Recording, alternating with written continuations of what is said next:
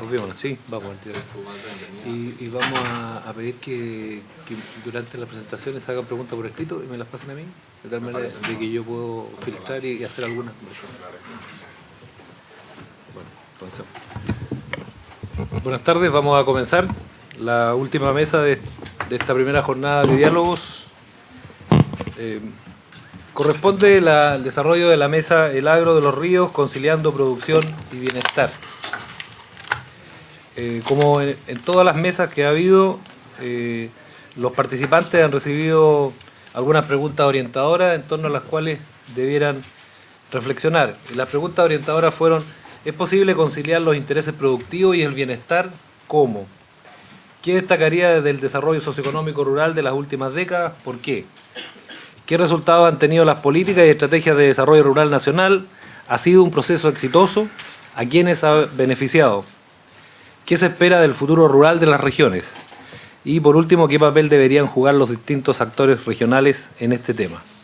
Bueno, para hablar de esto nos acompaña la profesora Laura Nahuelhual Muñoz, quien es ingeniero agrónomo o ingeniera agrónomo y magíster en Desarrollo Rural de la Universidad Austral de Chile, PhD en Economía Agraria y de Recursos de Colorado State University, académica del Instituto de Economía Agraria y en la actualidad directora del Magíster en Desarrollo Rural. Se ha destacado a nivel nacional e internacional en proyectos del área de economía ambiental.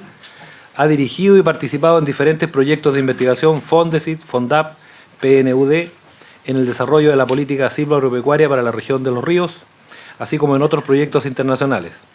También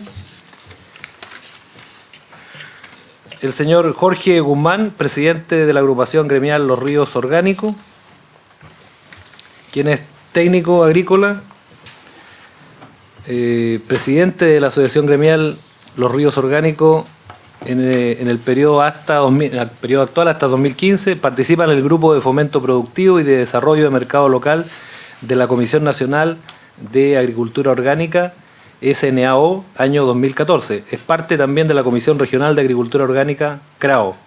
Participa en el Consejo Asesor del Intendente Egon Montesinos en la política silvoagropecuaria de la región de los ríos, año 2014. Y por último, el profesor Juan Ricardo Lerdón, ingeniero agrónomo de la Universidad Austral de Chile, magíster y doctor en Economía Rural de la Universidad de Toulouse, académico del Instituto de Economía Agraria de la Universidad Austral de Chile. Fue director del Instituto de Economía Agraria y del Magíster en Desarrollo Rural durante varios años. Ha colaborado con el Ministerio de Agricultura en el diseño e implementación de los primeros centros de gestión empresarial del país. Autor intelectual del software de contabilidad y gestión agrícola Conga, director de proyectos FONDEF y Corfo. Asesoró la elaboración de la política regional de desarrollo silvoagropecuario de la región de los ríos con el gobierno regional de los ríos, etcétera. Vamos a darle la palabra a cada uno de ellos y como estamos sobre el tiempo de finalización de esta jornada de diálogo, les voy a pedir a cada panelista que se tome no más de 10 minutos en hacer una presentación breve y después vamos a hacer una ronda de preguntas a partir de las preguntas que ustedes entreguen por escrito a la mesa y vamos a cerrar de ese modo esta mesa. Bueno, dejo a ustedes con Laura.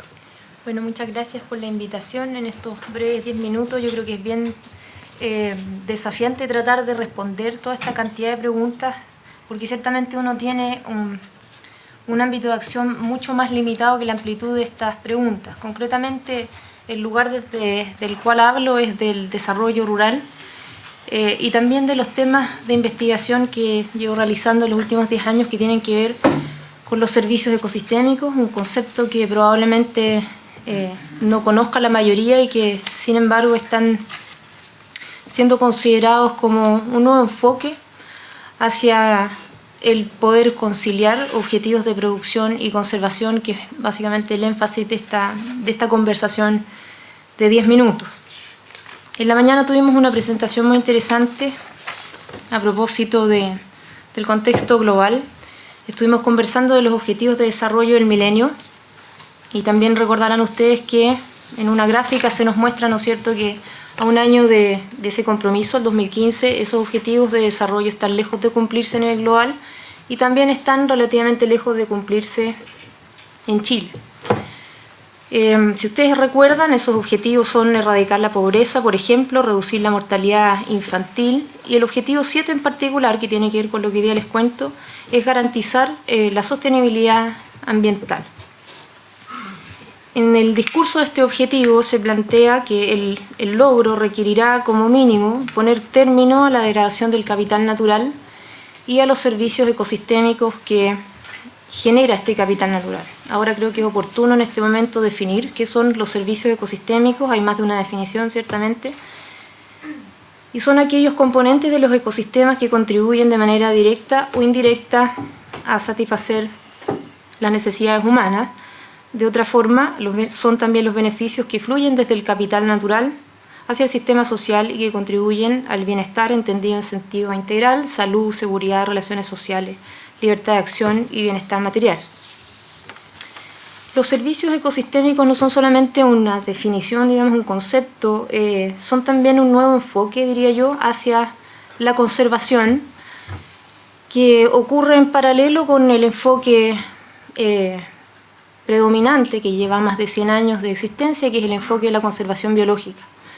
A diferencia del enfoque de la conservación biológica, donde básicamente se nos planteaba la conservación por su valor intrínseco, el enfoque de los servicios ecosistémicos nos plantea la conservación simplemente porque es necesaria para sustentar las necesidades humanas de todos nosotros. De alguna forma, entonces, busca acercar la conservación de la biodiversidad a las personas, digamos, que tomemos mayor conciencia de que no estamos conservando especies porque tienen valor intrínseco, sino que estamos conservando capital natural, ecosistemas y paisajes, porque de eso depende la satisfacción de nuestras necesidades. Entonces, de esa forma, este enfoque apunta a cambiar de alguna forma la valoración que la sociedad tiene de la naturaleza. Es un enfoque relativamente reciente, parte hace 30 años, pero yo diría que ha tenido un crecimiento importante en los últimos 15 años y ha ido siendo incorporado en la agenda de conservación de muchos países. Tiene que ver con las metas de conservación de aquí al 2020 que han suscrito muchas naciones del mundo. Sin duda los países del norte llevan un liderazgo en esta materia, pero también en el último par de años este enfoque ha empezado a tener alguna importancia en las políticas públicas de Chile, particularmente este último año en las políticas del nuevo medio ambiente, del nuevo Ministerio de Medio Ambiente. Los servicios ecosistémicos de alguna forma operativamente fragmentan la naturaleza. Si bien es cierto, se entiende que en la práctica no es así. Los servicios se clasifican en aprovisionamiento, como por ejemplo las fibras y los alimentos, los servicios de regulación, como por ejemplo la regulación del clima local y global, la regulación o control de la erosión, la prevención de inundaciones, y nosotros sabemos que todo esto es complejo y ocurre simultáneo. No necesariamente es divisible la naturaleza en estos componentes, pero de alguna forma nos sirve a su evaluación. Entonces, esta división de alguna forma subjetiva es también operativa, pero útil a la hora de la evaluación. Ahora, una cosa importante respecto de los servicios ecosistémicos, más allá del concepto, es que ciertamente no han sido considerados en la toma de decisiones hasta ahora, ni pública ni privada, y eso tiene que ver fundamentalmente con su carácter de intangibles. Nosotros, por supuesto, podemos hablar de fibras y de productos alimenticios, de commodities, y eso tienen una señal clara, digamos, de su importancia, generalmente dada por el precio, pero hay una serie de otros servicios, los que acabo de mencionar, y también una amplia gama de servicios culturales que tienen que ver con el patrimonio, con la identidad, que no tienen ninguna señal de valor en ninguna parte, no solamente en el mercado, sino que verdaderamente tampoco las preferencias declaradas de las personas nos indican que estos servicios ecosistémicos son importantes. Por lo tanto, a la hora de decir transformar paisaje y ecosistema, la verdad de las cosas es que su importancia no es tenida en cuenta. Y por eso vemos lo que vemos, ¿no? La transformación del paisaje hacia usos productivos y no necesariamente hacia usos de conservación, y no vemos paisajes multifuncionales, sino que paisajes transformados. Porque fundamentalmente no hay nada que señale la importancia de estos flujos de servicios ecosistémicos. Nosotros transformamos los paisajes a agricultura, producimos bienes, ¿no es cierto?, que son de alta importancia, por supuesto, Pero el productor agrícola que de alguna forma resuelve reemplazar bosques mediterráneos, matorrales, bosques nativos en el sur, no tiene en consideración los servicios ecosistémicos que provee el bosque, porque obviamente nadie lo compensa por mantener esos servicios, si bien el mercado los compensa por producir alimentos. En el fondo del problema están las decisiones humanas frente a los incentivos que claramente existen y aquellos que no existen. Ahora, en la agenda de desarrollo hay una discusión también bien paradigmática que tiene que ver con la relación entre la pobreza y la degradación ambiental. Yo creo que es un tema bastante debatido y podríamos dedicarnos a discutir eso por un largo rato. Entonces, una de las respuestas que se ha dado precisamente a la pérdida de servicios ecosistémicos, más allá de lo que les acabo de decir, es que la pobreza es causa de la degradación ambiental. En la visión tradicional hay una relación unilateral y determinística. Si uno es pobre, uno degrada el medio ambiente. Hay la creencia de un horizonte de corto plazo de los sectores más marginados y por lo tanto frente a ese contexto, históricamente las medidas de política desde las teorías del desarrollo ha sido el crecimiento económico. Es decir, analicemos esto. Si uno es pobre, uno degrada el medio ambiente, por lo tanto si el ingreso de aquellas poblaciones más marginadas aumenta, entonces se previene la degradación ambiental. O sea, la recomendación de política es crecer y así ha sido por una buena cantidad de años. Y básicamente es la lógica detrás de las políticas de desarrollo del Banco Mundial. La solución a los problemas ambientales es crecer, es el crecimiento económico que revierte la pobreza y como la pobreza es causa de la degradación ambiental, entonces por añadidura el problema de la degradación ambiental se resuelve. Esa es la visión o la doctrina dominante, es la visión convencional detrás de la confección de políticas en materia de desarrollo rural hasta la fecha. Visiones alternativas las ha aportado la economía ambiental, por ejemplo, a tratar de señalar que eso no necesariamente es así y detrás de las problemáticas ambientales hay fallas de mercado y fallas institucionales. Dentro de estas fallas institucionales muchas veces la generación de subsidios que tienen una buena intención primaria, pero efectos colaterales adversos, como ha sido el caso del Decreto Ley 701 en Chile, que sin duda tuvo un objetivo de incrementar la producción forestal. Nadie podría criticar que eso tuvo un impacto positivo en algún momento en el país, pero con tremendos efectos externos, externalidades que han tenido que ver con la pérdida de servicios ecosistémicos masivamente y que sigue ocurriendo, pero la expansión agrícola no lo ha hecho nada de mal en el mismo sentido.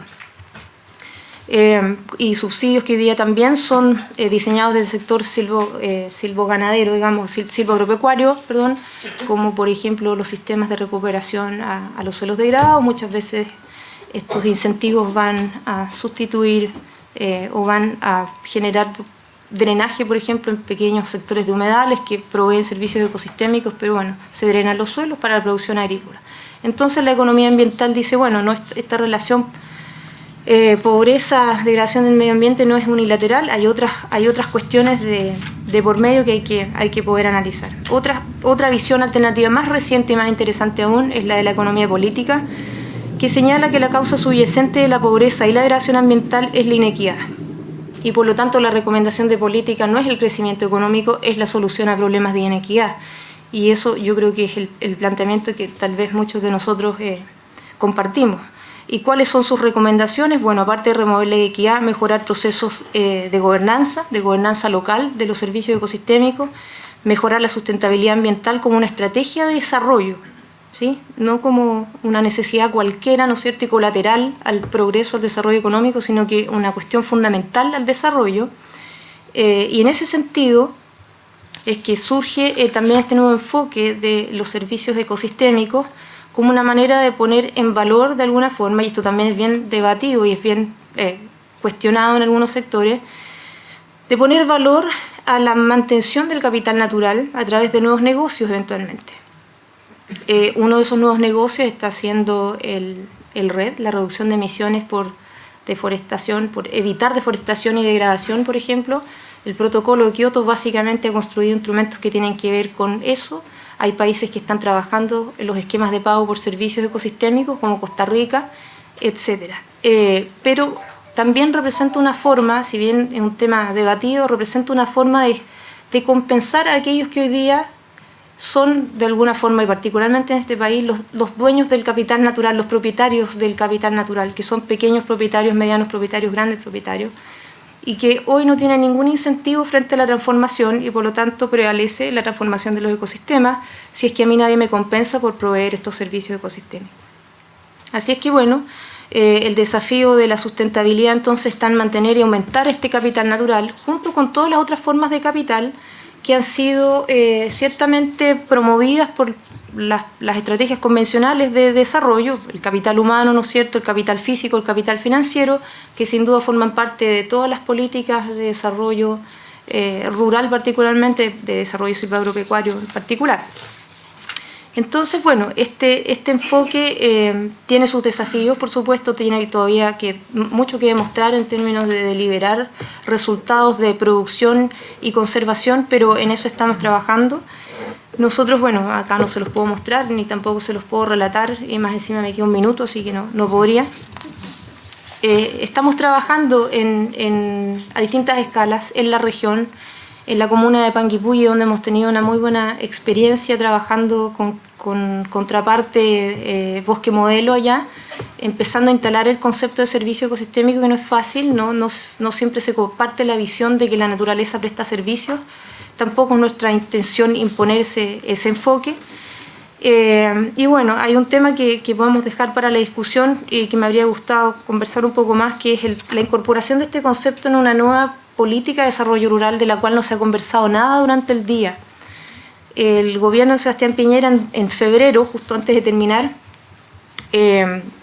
lanzó la primera política de desarrollo rural que Chile ha tenido en los últimos 30 años. No una política de desarrollo productivo silvagropecuario, sino que una política de desarrollo rural. Es un planteamiento muy general, básicamente tiene ejes como desarrollar oportunidades económicas, promover la sustentabilidad ambiental, la cultura y la identidad rural, mejorar el bienestar social, mejorar la gobernabilidad. Es una política que promete en materia de sustentabilidad preocuparse de la biodiversidad, los paisajes y los servicios ecosistémicos. Tiene tremendos principios rectores que son sobre 10, desde la identidad hasta la resiliencia, desde la eficiencia hasta la sustentabilidad, la integración territorial. Y bueno, como instrumento, espero que no sea un instrumento más y que efectivamente sea un gran instrumento paraguas para poder coordinar todos los esfuerzos de otros instrumentos de gestión de los que hoy día se ha conversado, entre esos el PROT, la política de turismo, porque si hay una política donde deben converger todos los esfuerzos es una política de desarrollo rural particularmente. Gracias.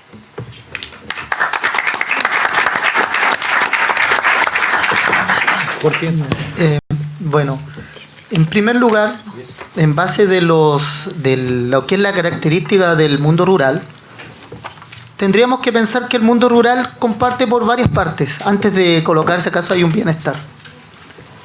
Existen las personas que son ejecutivos, que trabajan en la ciudad y que tienen su casa en el campo, pero su actividad económica está en la ciudad. También hay personas que viven en la ciudad y trabajan en el campo. Ahí está su actividad económica, y hay otra parte de las personas que viven toda su productividad y su vida en el campo, es decir, 100% campo. Aparte de la actividad que también existen de los pueblos originarios. Lo cual a nosotros nos lleva a decir que estamos en una etapa multicultural y de multifactores. Lo cual se ve de que el bienestar se genera en el respeto de poder tener un equilibrio entre estas partes. Y aquí encontramos dos elementos muy fuertes que se marcan dentro del mundo del agro, que es la parte empresarial y la parte del campesinado. El campesinado no es aquella persona que quiera tener ganar dinero. Al campesino lo que le importa es que si él tiene que tener 1 millón de pesos a fin de mes, porque eso le permite tener a su hijo en la educación, le permite comer, le permite transportarse, le permite tener todo lo que ellos necesitan, lo van a tener. Y van a luchar, quizás van a gastar el doble para tener eso, pero lo van a tener. El mundo empresarial es al revés. Empezamos a hablar en la parte del agro, en la parte de empresa, que ojalá nuestra rentabilidad siempre tiene que ser números azules. Por ende, indica que toda la actividad de nuestra región, tanto como son las producciones lecheras, que es donde estamos más presentes, corren el riesgo de cuando empiezan a haber muchas bajas en el precio, empezamos a despedir a la gente. Porque queremos ser más innovadores, porque queremos ser más competitivos. Y como dentro de nuestra parte orgánica, nosotros aquí, y como representantes de lo orgánico, representamos a esa parte de la diversidad. Como quien dice, colocar los huevos en diferentes canastas. ¿Por qué? Porque el pequeño agricultor nunca va a tener la capacidad económica para poder soportar rachas de mala economía como lo tiene un empresario grande. ¿Qué es lo que busca el Estado? El Estado busca que toda nuestra población sea homogénea, que el territorio es uno y el territorio todos tenemos que ser empresarios o microempresarios. Pienso que si estamos en un Estado de derecho y estamos en nuestro país, debiésemos de tener nuestra independencia de trabajo. ¿Eso qué quiere decir? Que el sistema, el que quiere ser empresario, que sea empresario. Esa es su economía. Pero el pequeño campesino, en la persona de menor escala, tiene su sistema de vida e igual es una economía. Entonces, entre una de las preguntas que se hacía, ¿cómo han funcionado las políticas del Estado? A base de lo que yo he visto a través de la Comisión Nacional de Agricultura y a base de lo que me he ido integrando como presidente de la Asociación Gremial a conocer este mundo que yo desde el año pasado no lo conocía, yo veo que los instrumentos sí existen. El problema es cómo nosotros, cómo la sociedad o cómo este mundo político ejerce ese instrumento, lo aplica. ¿En qué aspecto? Llegan ante nosotros con los proyectos FIA, con los proyectos Corfo, con toda la clase de proyectos y lo entregan, aquí están las bases. Tanto. Y yo me pregunto, si lo estamos pidiendo a nosotros innovación, ¿de quién tienen que salir las pautas de la innovación? De las personas que van a trabajar con el sistema. De esas las personas. El caballero que está en Santiago, o el del gobierno, o la persona que hace el trabajo, él escribe un papel. No digo que nos estén esforzando y no digo que nos busquen la mejor manera, pero resulta que la innovación la genera el pequeño. O ni siquiera el pequeño, lo genera, como les dije al principio de la presentación, esta multiculturalidad. Es decir, si yo voy a aplicar un proyecto de innovación, yo por la lógica del respeto, yo tengo que tomar en consideración a la persona que simplemente va a vivir al campo, también, que trabaja en la ciudad. Al que de la ciudad va a vivir al campo, a trabajar en el campo, sí. Al que vive ahí mismo, sí. Entonces, estamos en un ambiente que está totalmente desequilibrado. Desequilibrado porque nosotros como la parte de agricultura orgánica, los tienen una ley de certificación.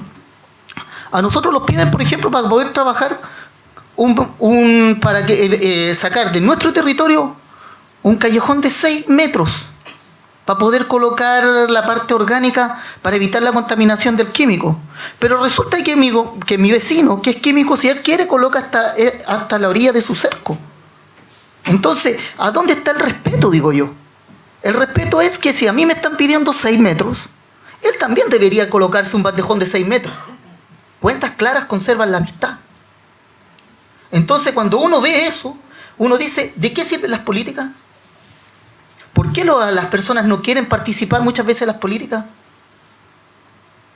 Porque mientras yo vengo como un pequeño agricultor acá a trabajar por mi bienestar, quizás mi vecino, sin que yo lo vea, va a estar tirándome químicos. A él no le va a importar. A nosotros nos piden todas las reglamentaciones, libros para esto, libros para lo otro, todo estructurado. Va el caballero que aplica químicos, simplemente le piden que el aplicador tenga un curso, que tenga una bodega, cosas simples. Entonces, ¿a dónde está? Yo, por ejemplo, con personas, yo no estoy en contra de que alguien me diga, mira, por mi parte orgánica y por la asociación gremial orgánica, nosotros nos gustaría que nunca existieran los transgénicos. Pero si el caballero es transgénico y se instala al lado de mi predio, y yo soy orgánico, él debiese de colocar medidas de mitigación. Y si hay una contaminación, quien me debiese de pagar mi trabajo sería él. Porque no solamente afectando mis plantas, está afectando mi vida económica. Me está faltando, si yo tengo trabajadores, ya no le voy a poder pagar el sueldo a ese trabajador. Ya no voy a poder tener mi cosecha como corresponde. Entonces es un mundo de conflicto. Y es un conflicto porque no hemos aprendido nosotros a trabajar en forma multisectorial, en forma seria. Yo, por ejemplo, yo tengo estudios. Quizás mi forma de vestir es sencilla, inclusive estoy a punto de terminar la carrera de agronomía. Pero yo me he dado una cuenta, cuando va un pequeño campesino a hablar a estas mesas, al parecer que estas personas que ven esto, de repente creen que el campesino es una persona ignorante. Porque yo me he dado cuenta, y se lo digo sinceramente, cuando empieza uno a ir a ProChile o empieza a ir a otras partes, empiezan a subir el tono como diciendo, oiga, ¿sabes qué más? Nosotros somos los que la llevamos y ustedes no saben nada. Resulta que en mi caso, cuando yo les pongo y les hablo al mismo nivel, noto que estas personas que están trabajando, y yo pienso que la humildad es lo principal para que todos nosotros podamos progresar. Porque si nosotros tenemos la humildad, esa humildad va a hacer que todas las políticas del Estado van a tener su efecto. Los 3 ejes, como ya va a ir concientizando esto y después profundizar con las preguntas, la asociación se dio cuenta que existían 2 partes muy importantes. Los entregaba la administración pública el proceso de certificación por el SAC, que es nuestro controlador interno, y el fomento a través del INDAP. Pero el INDAP teníamos una patita que no estaba siendo bien cubierta, que es la transferencia tecnológica. Y generalmente encontramos, y ahí encontré una de las trabas dentro del gobierno que gracias a Dios pudimos cambiarla. Yo a veces no entiendo por qué el gobierno busca, a través de los gobiernos regionales, a través de sus postulaciones, atraer otros expertos. Ya estoy finalizando. Y no utiliza sus mismas herramientas. Nosotros fuimos directamente a tener a línea con la experta nacional en el tema orgánico por eso, para que estén las 3 patitas trabajando.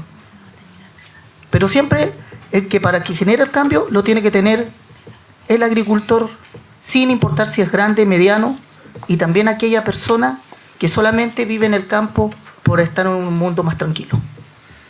Ahí. Ya, muchas gracias.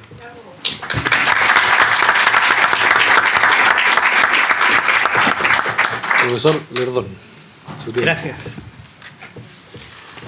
Bueno, en general, en este tipo de talleres vinculados con el desarrollo rural, una de las principales conclusiones a las que llegamos es que es un tema complejo.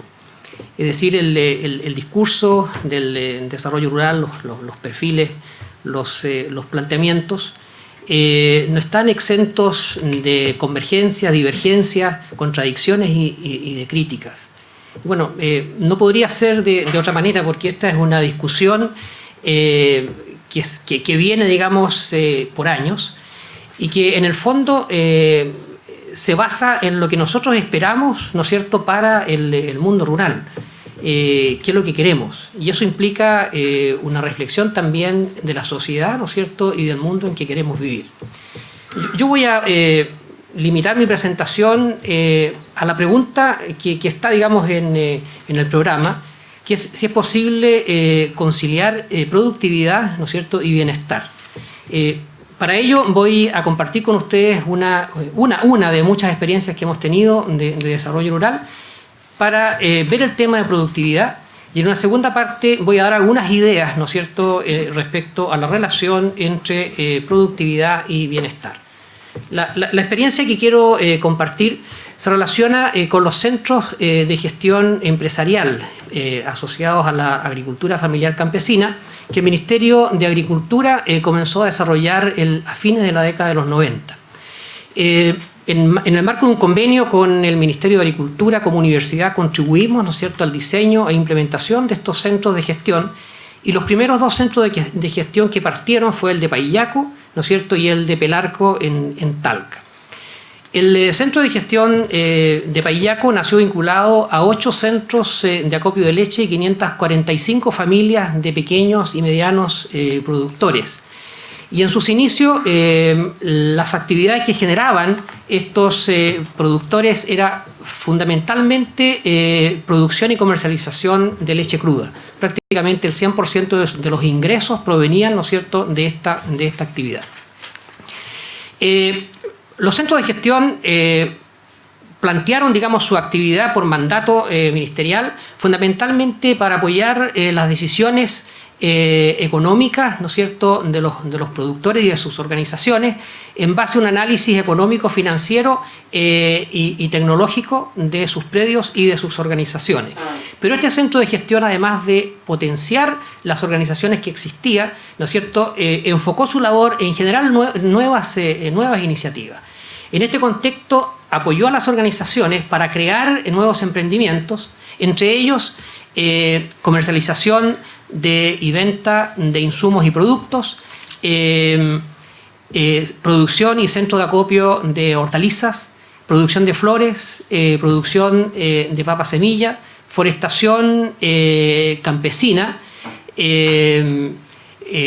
En asociación con Fundación Andes nos apoyaron en la creación de pools de maquinaria agrícola para resolver los temas, ¿no es cierto?, de maquinaria y prestar servicio de maquinaria agrícola. Forestación campesina, no sé si lo mencioné, y también la asistencia técnica y un campo de recría.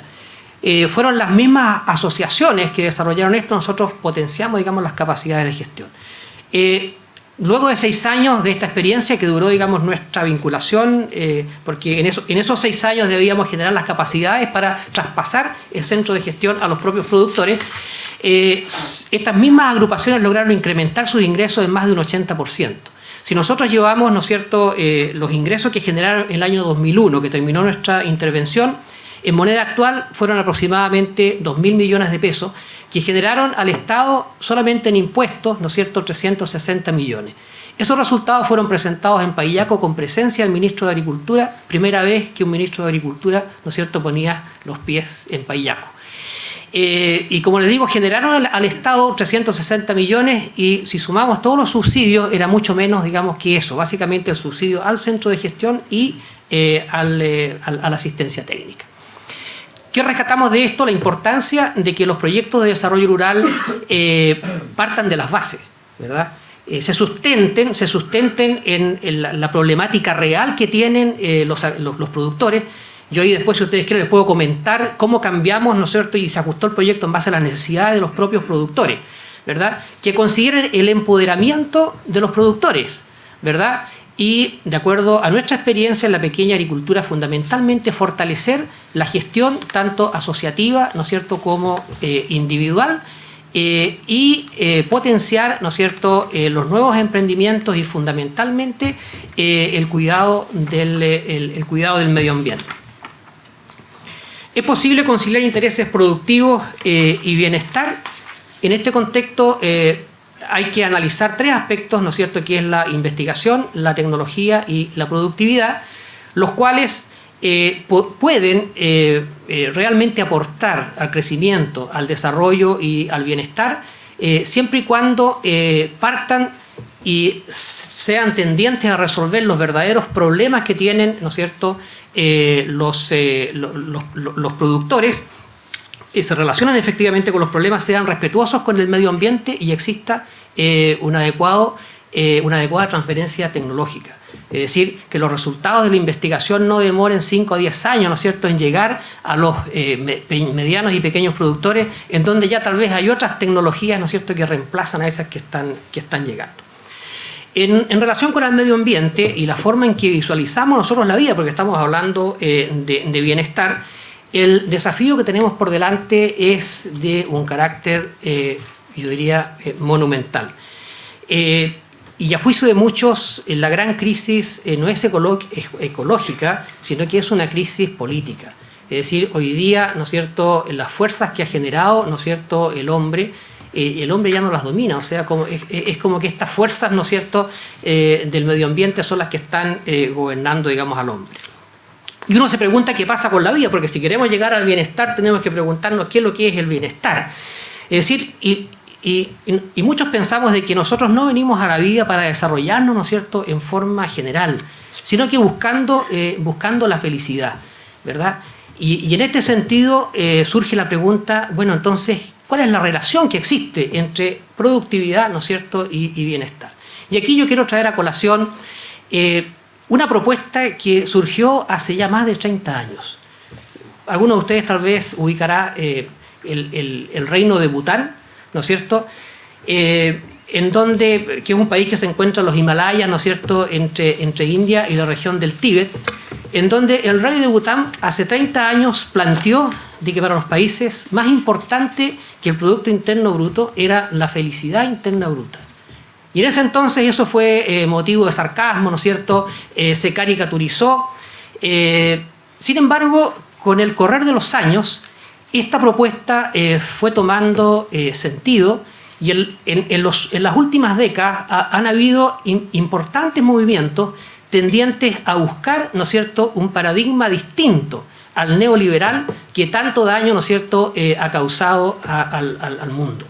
Y en este sentido yo quiero destacar, ¿verdad?, en particular la creación de la Sociedad Internacional de Economía Ecológica, del cual en este auditorio tenemos un representante, ¿verdad?, el distinguido profesor Magnef, ¿verdad?, con mucha cercanía con este tema.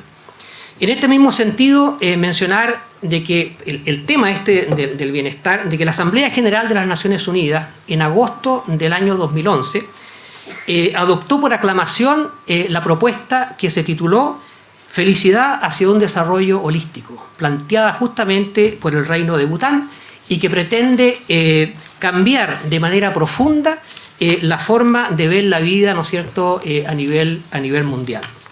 Su principal objetivo es la búsqueda, ¿no es cierto?, de lo que deberíamos perseguir, que es la felicidad global, que en la ONU, en la Organización de las Naciones Unidas, fue reconocida como un objetivo humano fundamental. Para profundizar un poco este tema, John Keynes planteó hace muchos años atrás que en el futuro trabajaríamos menos, ¿verdad?, y que tendríamos más tiempo para el esparcimiento, fundamentalmente por la automatización, ¿no es cierto?, de funciones. Sin embargo, el premio de economía Alvin Roth, ¿no es cierto?, profesor de Harvard y Stanford, él no concuerda con Keynes y él dice que va a ser a la inversa, de que a futuro, ¿no es cierto?, vamos a trabajar más y ciertas cosas que hoy día, ¿no es cierto?, son prohibidas, por ejemplo, el uso de la droga para mejorar el rendimiento, con los años esto va a ser, ¿verdad?, aceptado justamente para mejorar, entre comillas, nuestra eficiencia. Estas predicciones él la plantea en su ensayo que se denomina en 100 años. Estas propuestas ¿cómo se llama?, de Keynes y de Roth se contraponen cuando uno visualiza hoy en día de que países, ¿no es cierto?, muy ricos en medio ambiente, los trabajadores, ¿no es cierto?, luchan por disminuir su jornada de trabajo. Lo vemos en Europa, ¿no es cierto?, primero a 8 horas, luego a 6 horas, y cuando se logran las 6 horas de reducción de la jornada de trabajo, entonces se encuentran un segundo trabajo, ¿no es cierto?, y al final terminan trabajando más que antes. Y uno se pregunta, bueno, ¿es eso lo que nosotros esperamos, ¿verdad?, de la vida? En este sentido, tal vez recordar el planteamiento de algunos viejos pensadores como Séneca, Epicuro, los aymaras, que según ellos, ¿no es cierto?, pobre no es el que tiene poco, sino que el que necesita infinitamente mucho, ¿no es cierto?, y siempre aspira a más. Y en este sentido, ya para terminar este concepto, la felicidad y el bienestar está justamente en aquellas cosas que no tienen valor económico. Es decir, hoy en día, por ejemplo, en la teoría económica, la solidaridad es un acto irracional.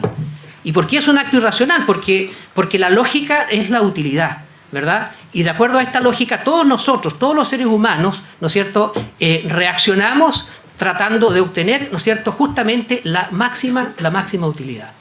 Y resulta de que el bienestar, la felicidad, está justamente en aquellas cosas que no tienen valor económico.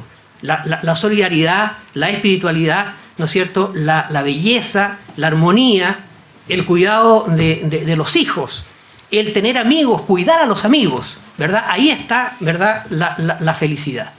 Y es por eso que cuando se plantea esta pregunta, ¿no es cierto?, si es posible conciliar productividad y medio ambiente, y cuando nos planteamos el tema, ¿no es cierto?, de luchar, ¿verdad?, por el medio ambiente, el primer elemento del medio ambiente tiene que ser, ¿no es cierto?, el bienestar y la felicidad del ser humano.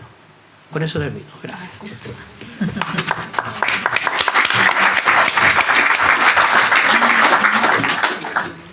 Bueno, muchas gracias. Vamos a hacer solo una ronda de preguntas para terminar, porque estamos en el tiempo.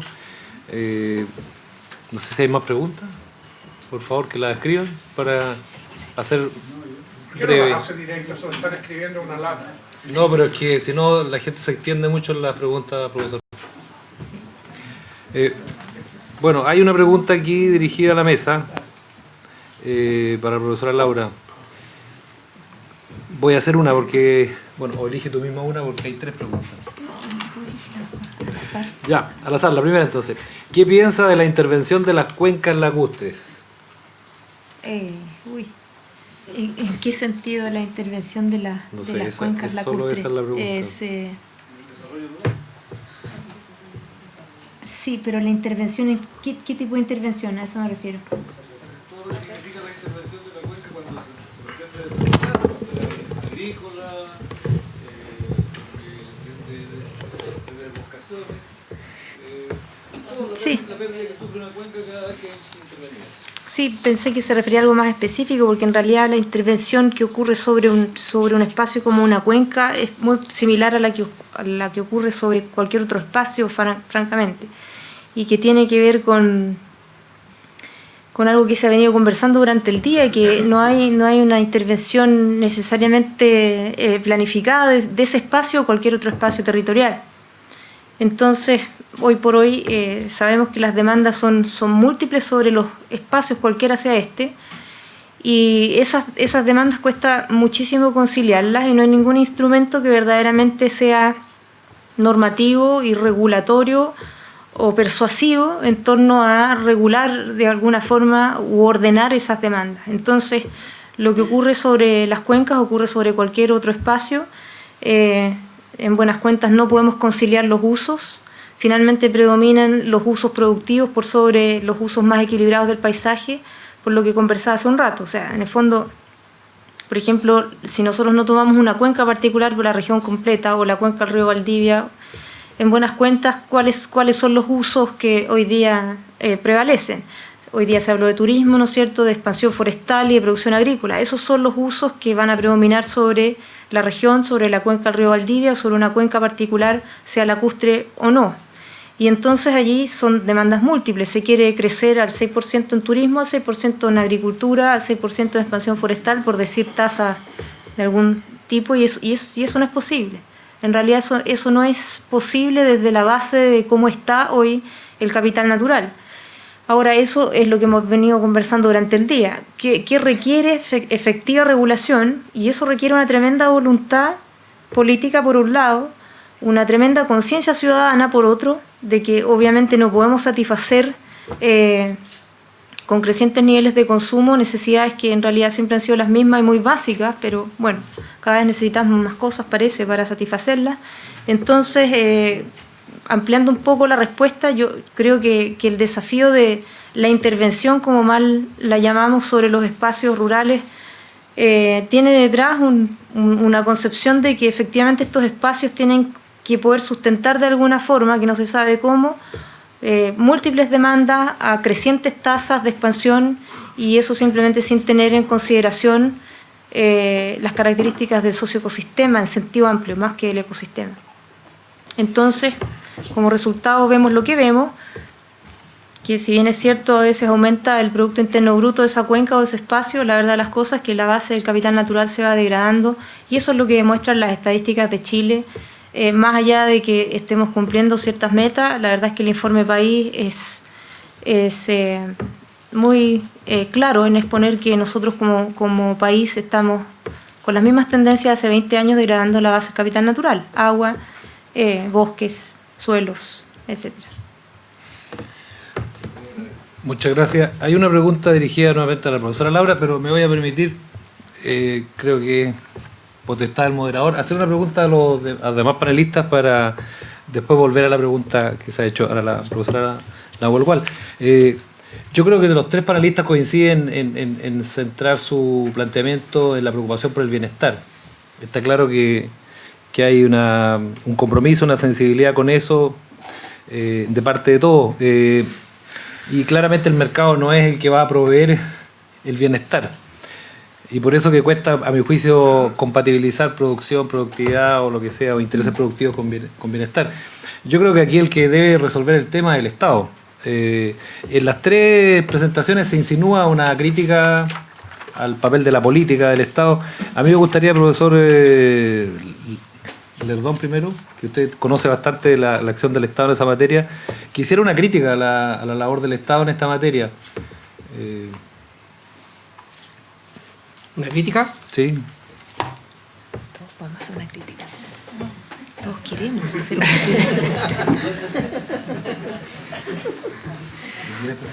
Bueno, a ver, yo creo que acá, si analizamos el sector silvoagropecuario, se ha hecho un trabajo que nunca antes se había hecho. Es decir, diseñar la política de desarrollo agropecuario de la región de los ríos, ¿verdad? Eso es positivo, ¿verdad? No es una crítica. Tal vez la crítica es de que los resultados, ¿no es cierto?, de ese trabajo de la política silvoagropecuaria no ha permeado como debería, ¿verdad? Porque si yo pregunto acá, ¿quiénes conocen este documento? ¿No es cierto? Este documento dice Ejecutivo para la Constitución del Consejo Asesor de la Política de Desarrollo Silvoagropecuario, y se plantean acá los grandes objetivos de la política silvoagropecuaria, los resultados, las líneas de acción. No sé si ustedes saben de que hay asignados más de 4.000 millones de pesos, ¿no es cierto?, para potenciar el sector silvoagropecuario durante el primer año. Y a mí me causa extrañeza de que nadie sepa. Entonces yo creo que si hay que hacer una crítica es esa, o sea, no es suficiente y no basta con hacer las cosas, sino que dentro de este proceso hubo un total involucramiento de los productores. Se hicieron talleres municipales en todas las comunas, participó quienes quisieron participar, se extendieron las invitaciones, ¿verdad? Y la política se sustentó, ¿no es cierto?, y se analizó con todos los participantes, los que querían dar, digamos, opinión. Esa sería, digamos, mi... Y lo otro, si hay que criticar por mi experiencia personal, y sin que sea este un comentario político, independientemente el gobierno que esté de turno, a mí me ha tocado participar en procesos de desarrollo en donde la persona que lidera el proceso de desarrollo no tiene idea, ¿no es cierto?, del problema que estamos analizando. Y yo me pregunto, ¿está bien? O sea, los políticos, ¿no es cierto?, los distintos sectores, ¿verdad?, se van alternando el poder, pero ¿cómo no va a haber gente que tenga las capacidades, ¿no es cierto?, para liderar procesos importantes? Entonces, yo me quedo hasta ahí porque... Muchas gracias. Le vamos a dar la palabra un minuto también a Jorge para que haga su... Jorge tiene doble militancia porque es dirigente y además parece que es asesor del gobierno regional. Claro. No sé si puede hacer la crítica. Miren, lo que pasa es que lo que yo he aprendido en este tiempo, y lo digo en forma bien humilde, es que nosotros no sacamos de nada de excluirlos como pequeños agricultores del sistema que existe. Yo pienso lo que nosotros tenemos que hacer es demostrar con el trabajo cuando las cosas se pueden hacer o no se pueden hacer. ¿A qué voy con esto? Yo no me puedo colocar antes de decir algo, de decirle a un sistema, este no sirve. Si yo no lo he hecho, no lo he ejecutado. Yo, para poder decirle al Estado con base y fundamento, tengo que trabajar y ver los resultados de lo que está sucediendo. No puedo dar una opinión de las políticas silvagropecuarias porque recién se están implementando. Lo que yo sí puedo decir que en base de nuestra organización ha madurado durante estos 6 años para tratar de ver qué es lo que el Estado tiene para ofrecer para poder mejorar lo que ya existe. Y creo que en eso también los dirigentes también tienen que entrar a perfeccionarse, a tener cursos de liderazgo. Los cursos de liderazgo van a enseñar cómo poder trabajar con las instituciones. Muchas veces el pequeño agricultor no llega a tener el avance porque no trabaja con las pequeñas instituciones. Por ejemplo, estaban mencionando lo del acopio lechero. El acopio lechero es una crítica que nace de la parte de los orgánicos. Los orgánicos, ¿por qué sobreviven ante las crisis económicas? Porque cuando hay un problema en lechería, el orgánico tiene las papas, el orgánico tiene las aves, el orgánico tiene distintas áreas a donde dice, si está mal esto, no importa, lo voy a tener, pero tengo otra área. Creo que si nosotros podemos, más que una crítica, yo lo que le invito inclusive a las universidades, a los institutos, al mismo gobierno, ¿saben? ¿Para qué enfrascarlo en una pelea de qué gallito es más fuerte? ¿Por qué mejor nos juntamos nuestras capacidades que Dios nos dio y buscar realmente el equilibrio? Si nosotros somos capaces de trabajar en conjunto, vamos a lograr muchos éxitos. Si nosotros respetamos a mi vecino, si mi vecino que es convencional, que es transgénico, me respeta a mí, no le cabe ninguna duda que el orgánico lo va a respetar a él y le va a ayudar a crecer. Pero si estamos con la lucha de decir, se aprueba una ley de transgénico y mi vecino que lleva más de 30 años al lado puede tener una contaminación y que ese campesino, esa persona, esa empresa le quite su campo a él, yo pienso que no es justo. No es justo porque el campesino le cuesta mucho tener su campo. Entonces yo pienso como más que crítica, yo pienso más que del gobierno, porque de repente uno se centra más hacia una política silvagropecuaria. Yo pienso que es una crítica en general a nosotros como chilenos. Nosotros tenemos que cuidarnos nosotros las espaldas. Eso, y si no eso, nosotros no lo podemos hacer. Podemos estar todo un año tratando de sentarlo a discutir temas, buscar cosas. Para resumir, primer paso que yo veo, en las políticas silvagropecuarias primero tenemos que hacerlas trabajar, hacerlas andar. De ahí los van a dar los primeros resultados y empezarla a criticar con resultados.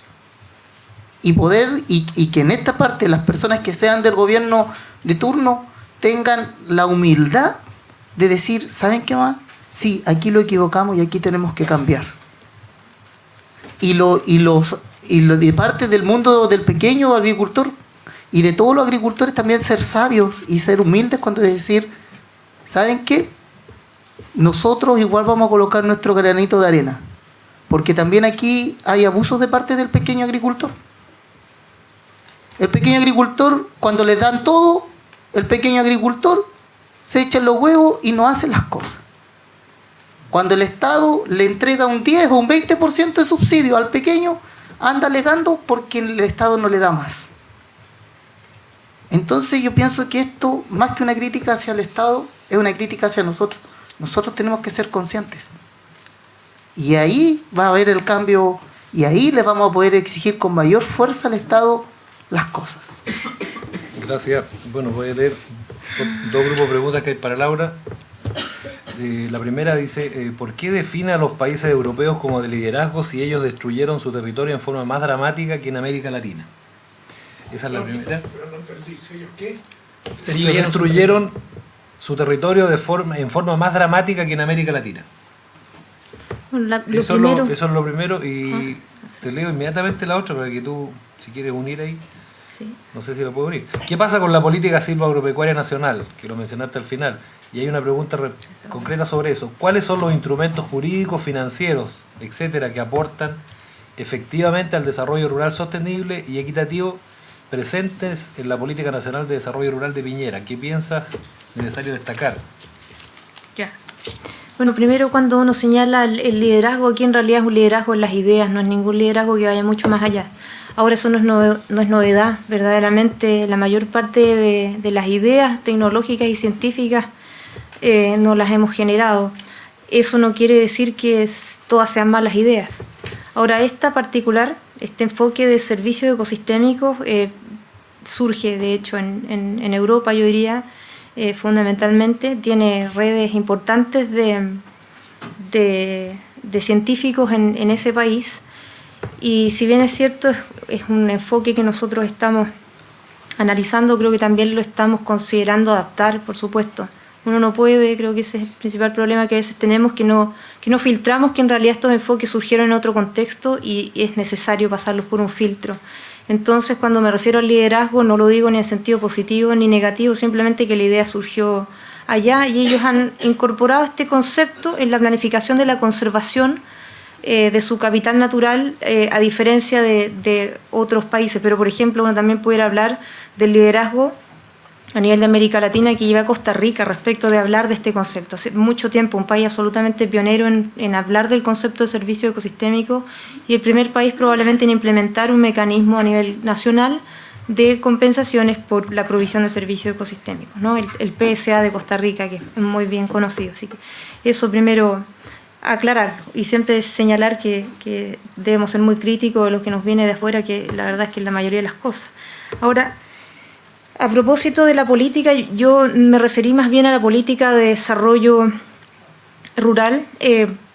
La política de Estado silvagropecuaria está pendiente. El gobierno de Sebastián Piñera la dejó pendiente, terminó en algún momento del 2010, la primera década de una política de desarrollo silvagropecuario, y no se renovó. Lo que sí se creó bajo la administración de Piñera fue la política de desarrollo rural. Ahora, eso tiene que ver con la otra pregunta que se hace. Si uno la lee, en realidad es muy general, como cualquier política que surge bien centralizadamente, es decir, es un conjunto de planteamientos, porque en este momento tiene es un documento, como digo, de intenciones. Fue generado desde gabinetes centrales con bastante poca participación de las regiones. Mucha gente a nivel regional, que sé yo, ni siquiera la conoce, no tenía idea hasta hace poco que esta política existía.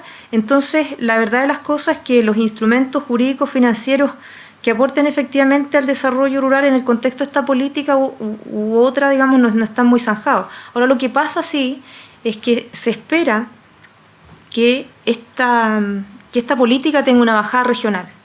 Ahora, ustedes saben, ¿no es cierto?, que los gobiernos regionales están ejecutando políticas regionales que tienen otro tenor muy diferente, como es el caso de la política silvagropecuaria regional, que si algo virtuoso que uno pudiera decir de esa política, a diferencia de otras, que fue muy participativa, si bien también hay grupos que se sienten excluidos. Por lo menos hubo una intención de que fuera participativa.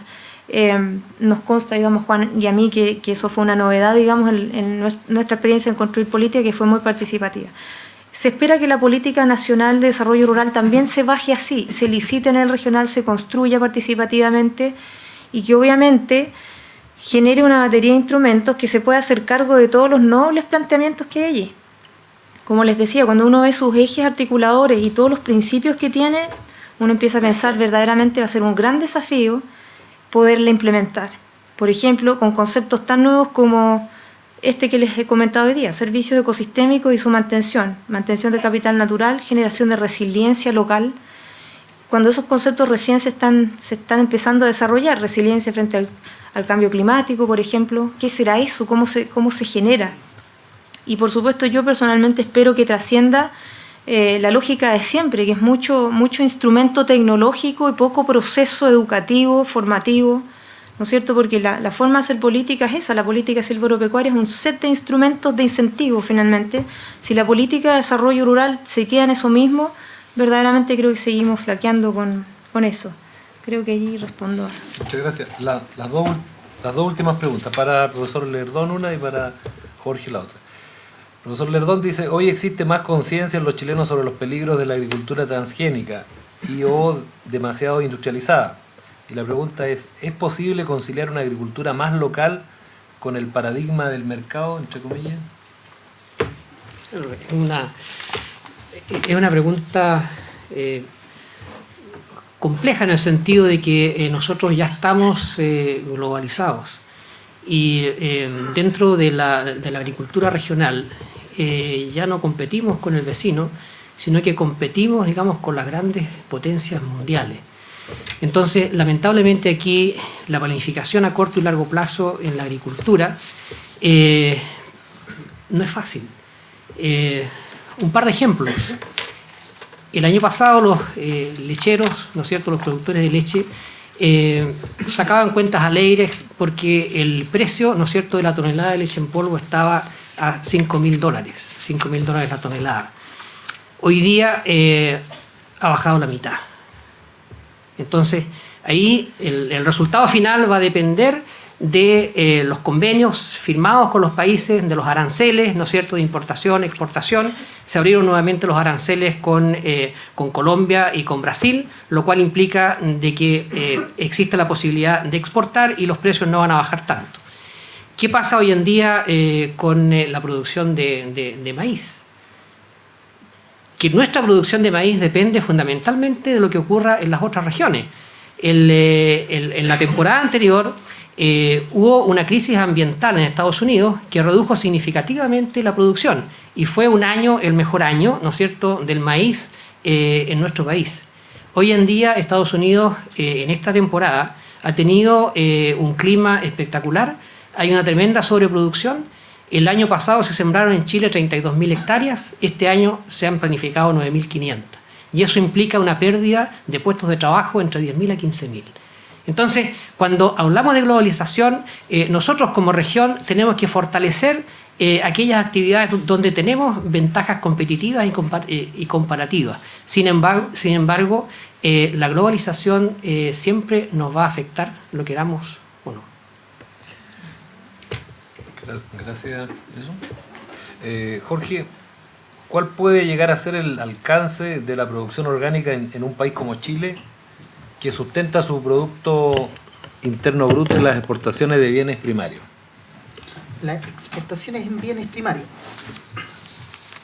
En primer lugar, la agricultura orgánica, yo la veo como un elemento que sustenta la economía familiar campesina por el siguiente punto de vista. Muchas veces, yo lo voy a hablar de base de cómo lo enseñaron en la universidad y en la escuela, siempre se los ha llevado a nosotros a que es un rubro.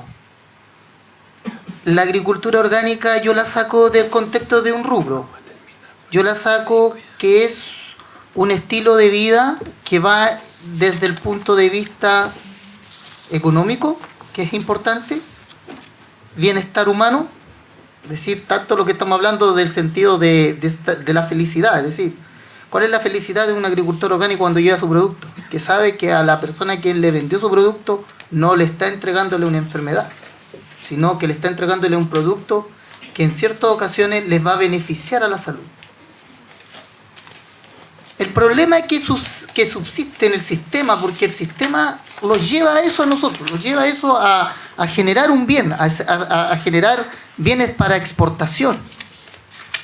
¿A dónde el chiquitito nos queda afuera? Yo no digo que no va a haber un grupo de chiquititos que no llegue el día de mañana a exportar. Estamos en el libre mercado y las oportunidades siempre se dan. Pero yo creo que lo principal que aporta la agricultura orgánica es el equilibrio. El equilibrio, tanto lo que estamos hablando nosotros acá, de los mismos sistemas. Por ejemplo, yo conozco los sistemas lecheros, frambueseros, lo mismo que estaba diciendo acá el profesor, qué es lo que pasó con la tonelada de leche en polvo. En el caso del agricultor orgánico no está pensando en la leche, no está pensando en un solo producto. Es decir, coloquémoslo, y no existe solamente el pequeño agricultor, sino hay que enfocarse. Un campesino puede ser una persona de grandes hectáreas, pero él dice, me va mal en la leche, no importa, igual tengo la leche, pero tengo otra cosa que me está dando más los huevos, me está dando más otro producto. Y no sé si se puede llegar a medir por el PIB, porque es otra clase de economía. Hay que pensar que en la actualidad es muy difícil medirlo, porque la mayoría de los agricultores de partida no tienen iniciación de actividades. Y en relación a lo que se está hablando, cuando no se tiene iniciación de actividades, por ende, el Estado no cuenta con un mecanismo de que lleve la estadística de cuánto él vendió. Entonces, si no tiene una estadística el Estado de lo que vendió, ante los ojos del número, del frío número, no somos nada. Pero ante la economía que se mueve en una comuna, sí somos algo que sí se expresa. Pero lo que yo pienso, lo que se está trabajando la asociación gremial en ese punto de vista, es poder generar una base de datos de sus asociados. Y poder ver a través de su asociado y a través de una organización en la región, poder plantear realmente cuánto es nuestra actividad económica. ¿Cómo lo queremos lograr? En primer lugar, poder hacer que la asociación gremial pueda trabajar en redes con los comités de desarrollo local en cada una de las comunas. Como los agricultores no les interesa ser, los pequeños agricultores a los que nosotros representamos, no les interesa tener iniciación de actividades, pero nosotros sabemos que es importante. Queremos ver los mecanismos que lo entrega el Estado a través de alguna sociedad comercial, de alguna cooperativa, de algo que los acomode a los agricultores para poder vender su producto formal. Una vez que eso se establezca en la región, vamos a estar hablando en primer lugar en la región de un mercado y de una economía a base de la producción orgánica en la región. ¿Cuál es la gracia de este sistema que quiere implementar la asociación gremial? Que no existe ninguna organización en el país que lo tenga. Nosotros como región tenemos grandes hitos. Uno de esos, que somos la única región a nivel nacional que tiene un comité de desarrollo local de productores orgánicos, que es la comuna de Paillaco. No existe en ninguna parte más del país. Nosotros queremos implementar eso y ahí recién podríamos contestar esa pregunta del impacto económico, porque tendríamos datos concretos. Datos que realmente lo van a ayudar. Podemos tener estimaciones. Yo, por ejemplo, de la estimación de Paillaco, te podría decir que más alrededor del 60% de la población payaquina ya está optando por consumir productos orgánicos. Aunque no están certificados todavía, porque nosotros estamos en un proceso de certificación. Estamos promoviendo que sí, en cierto modo, sí, ya que usted tomó eso de las materias primas, ya que tomar eso, sí hay cosas que nosotros como asociación gremial nos incomoda. Hace 2 años atrás se aprobó un FIA de encadenamiento productivo orgánico a una empresa de Santiago. La empresa de Santiago, a nosotros no nos incomoda que haya tomado San José de la Ameriquina u otra comuna. Lo que a nosotros los incomodó como asociación gremial es que esta empresa nunca los llamó a decir este es el trabajo. Nosotros ¿en qué hubiésemos podido apoyar a la comuna? Ya que hablando en la parte económica, en poder orientar al agricultor a ver, ¿qué le van a cancelar a usted? ¿Le van a cancelar la rosa mosqueta solamente con el proceso de certificación? ¿Le van a comprar la rosa mosqueta en un valor diferencial? ¿O usted, como con su grupo que está trabajando acá, usted va a participar, aunque sea del 0,5 o el 5% del producto final que esta empresa va a vender? Ayudar a tener. Y ahí hubiésemos tenido, yo lo que noto, y con esto finalizo, lo que yo noto es que nos falta ese grado de confianza y de compartir información. Nos falta eso. La empresa grande quiere llevarse, los quiere utilizar como semilleros, como extractores. Ellos venden y ellos no te dan una información. Entonces, a base de falta de información, es difícil saber las proyecciones. Nosotros como asociación lo que le vamos a pedir a esta empresa, Jorge, que se dé aquí. Gracias. Ya, disculpa que interrumpa. Muchas gracias a los panelistas. Yo creo que ha sido muy interesante la mesa, pero ya es el momento de ponerle término. Le agradecemos a la profesora Nahuel, al profesor Ledón, don Jorge Guzmán. Bueno, un aplauso para todos los panelistas.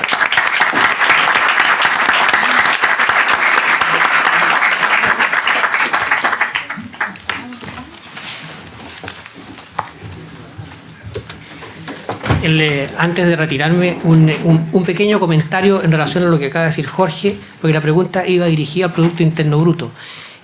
Cuando se analiza el Producto Interno Bruto de la agricultura, siempre ha estado entre el 3% y 6% como máximo. Sin embargo, sin la agricultura hay muchos sectores que no existirían. por ejemplo, la feria de ganado, los transportistas, ¿no es cierto?, todo lo que está vinculado con la agricultura. Producto de esto, la FAO solicitó a algunas universidades hacer un estudio de cálculo de lo que se denomina el Producto Interno Bruto ampliado, o sea, medir el encadenamiento de la agricultura hacia adelante y hacia atrás. Y ese estudio arrojó de que el aporte de la agricultura sobrepasa el 13%, ¿verdad? Si medimos, digamos, estos encadenamientos. Entonces aportamos mucho más, ¿verdad?, de lo que se piensa que aportamos. Gracias. Bueno, muchas gracias.